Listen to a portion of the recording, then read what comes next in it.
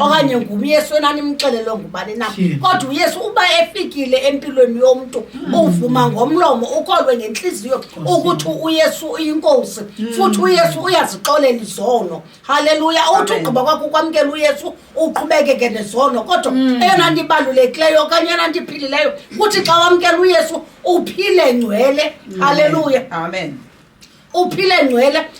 ekubani ba uphile ngcwele uhlale nabantu abangcwele haleluya awukwazi ukuthi usindisiwe uyohlala etywaleni awukwazi ukuthi usindisiwe uyohlala abantwini abanolwimi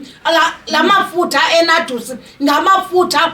enza kakuhle haleluya ngoba lo mini wenza ngayo ithi leni apha eqebhaleni lento uyakubhalwa uyakulondolozela ukufa kukaYesu nawe lento uyenzayo namhlanje yoba uthi ukholiwe uhlale nabakholwayo wenzela ukufa kwakho uthi xa ufile wazi intoba kubhubhe unolusindiso ebenoYesu okanye kubhubhe umamabhongo onoYesu haleluya ongafumaneki kwiindawo zonke ongathethi izinto zonke ongakholwa zizinto zonke athi uPawulos xa ethethayo zivumelekile kodwa azindulungelanga zonke haleluya uyabuza uJudas intoba yeyanina le nkcitho bathi abangakholwayo mama yeyanina le nto nidlala ngexesha yokukhonza uThixo haleluya unithi nisebancinci kangaka okanye bekhona mama bephila impilo yokudala sisekhona ulwandle sisekhona ishibhini sisekhona ikona